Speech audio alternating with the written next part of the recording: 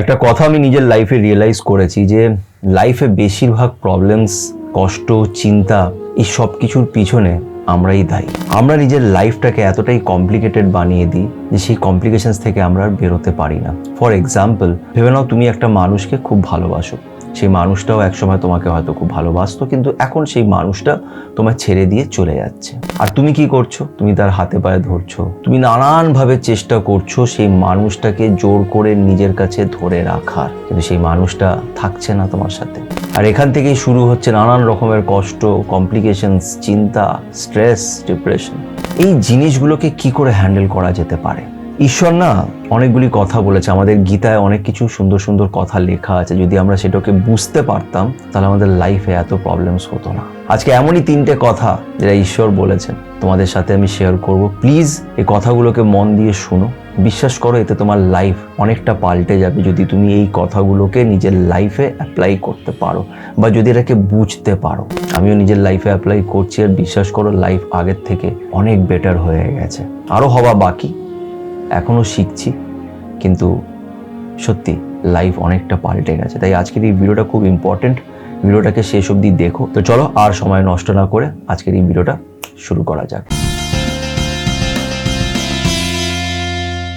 দেখো, আমি জানি না তোমাদের মধ্যে কতজন গীতা পড়েছো, আমিও পুরোটা পড়িনি, বাট বিটস অ্যান্ড পার্টসে আমি পড়ি যখনই স্কোপ পাই, এবং বিশ্বাস করো অনেক কিছু শিখতে পাই আমি, অনেক কিছু। আর নিজের লাইফে যখন সেগুলোকে অ্যাপ্লাই করে দেখেছি তো সত্যি অনেক রেজাল্টস পেয়েছি।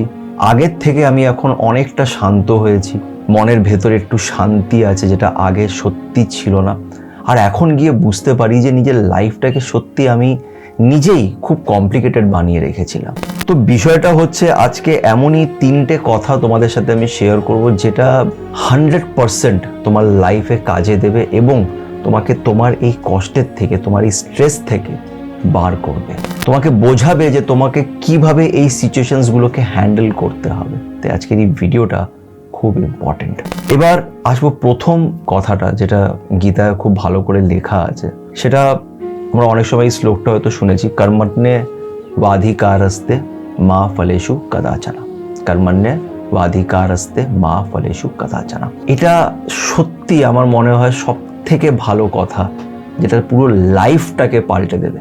It's all about your mindset. এই কথাটা আমার মাইন্ডসেটটাকে চেঞ্জ করে দিয়েছে। এই কথাটা আমি অনেকবার নিজের ভিডিওজের মাধ্যমে বলেছি। সেটা হচ্ছে যে তোমাকে তোমার কর্মটা করে যেতে হবে। এটাকে খুব ভালো করে বোঝো।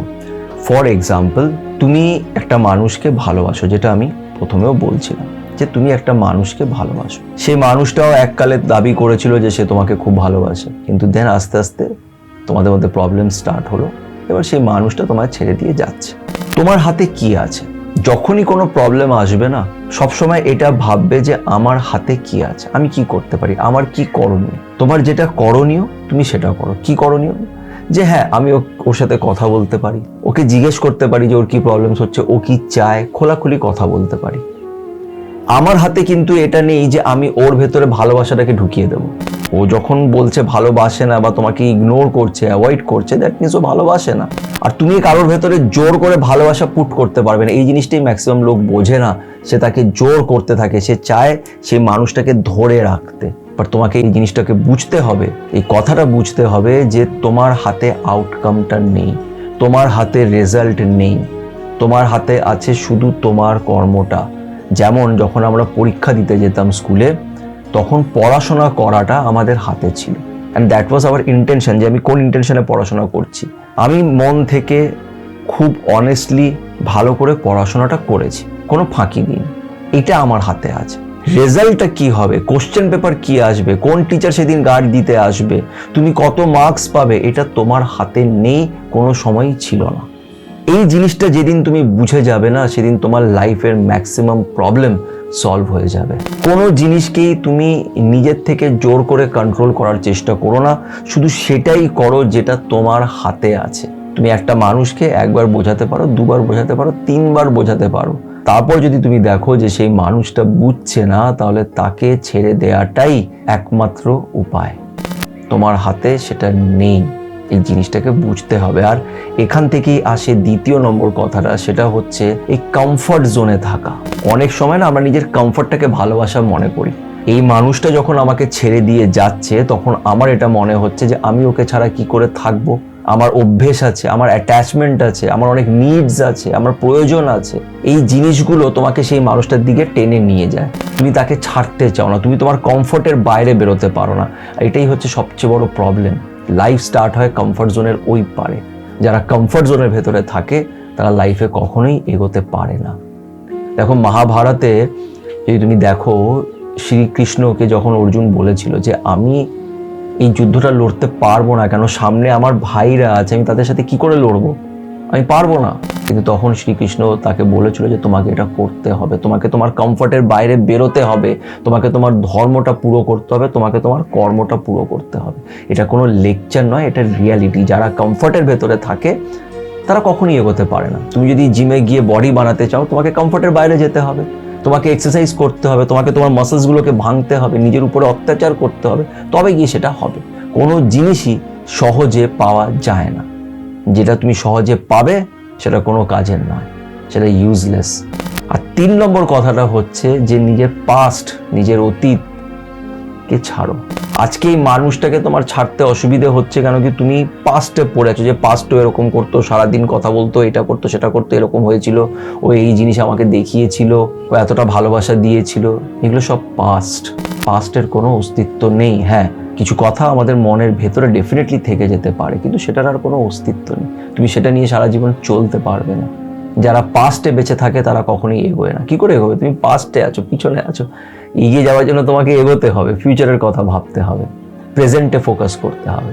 তাই পাস্টটাকে তোমাকে ছাড়তে হবে। আর এই রুলসগুলো হচ্ছে লাইফের, কি বলবো, 1000% সত্যি কথা।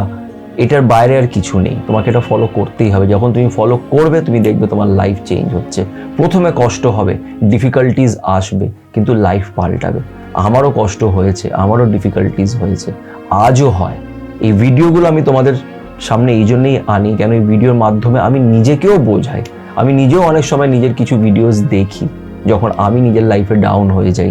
কেন কি এই কথাগুলো তো আমার বলা কথা না, এগুলো হচ্ছে রিয়েলিটি, এগুলো গীতাতেও লেখা আছে, আর আমরা নিজের লাইফে এগুলোকে এক্সপিরিয়েন্সও করেছি। তো সেখান থেকে আমি নিজেও রিয়েলাইজ করি যে হ্যাঁ, কিছু জিনিস আমাদের হাতে নেই, আমাকে আমার কর্মটা করতে হবে। যেটা আমার হাতে আছে আমি সেটা করতে পারবো। রেজাল্ট কি হবে আমি জানি না। হ্যাঁ, নিশ্চয়ই আমি চাই রেজাল্টটা এটা হোক, তার জন্য আমার যেটা করণীয় আমি সেটা করতে পারি। সেই রেজাল্টটাই হবে কিনা সেটা আমরা জানি না। আমি ওয়ার্ল্ড কাপ জিততে চাইছি, আমাকে ফাইনালটা ভালো করে খেলতে হবে, এটাই আমার হাতে আছে, খেলাটা আমার হাতে আছে। রেজাল্টটাকে ফিক্স করে নেওয়াটা আমার হাতে নেই। লাইফে যে কোনো প্রবলেম হোক, প্রথমেই ভাববে এটার কি সলিউশন আছে। যেটা সলিউশন আছে সেটাকে করার চেষ্টা করো, বাকিটা তার উপরে ছেড়ে দাও। বিশ্বাস করো, তার উপরে ছেড়ে দেখো, তুমি দেখবে তোমার লাইফ পাল্টে যাবে। তো আশা করছি তোমাদের বোঝাতে পেরেছি, নিজেকেও বোঝাই আমি। এই কথাগুলোকে নিজের লাইফে সবসময় অ্যাপ্লাই করার চেষ্টা করি। কিন্তু হ্যাঁ, আমরা মানুষ, অনেক সময় ধৈর্য থাকে না, কিন্তু আগের থেকে অনেক বেটার কন্ডিশনে আছি আমি এখন, আর মানসিক একটা শান্তি আছে। আশা করছি তোমাদের এই ভিডিওটি ভালো লেগে থাকবে। যদি ভালো লেগে থাকে তো লাইক করো, আর কমেন্ট করে জানিও যে তোমাদের কি মতামত। পজিটিভ থেকো, তার উপরে বিশ্বাস রেখো, ভালো থেকো। ঠিক এরকমই বড় বড় ভিডিওসগুলোকে একদম টু দ্য পয়েন্ট শর্টে দেখতে গেলে সাথে সুমন্ত শর্ট ক্লিপসগুলোকে দেখতে থেকো। আর এই চ্যানেল সাথে সুমন্তকে অবশ্যই ইউটিউবে সাবস্ক্রাইব করে রেখো।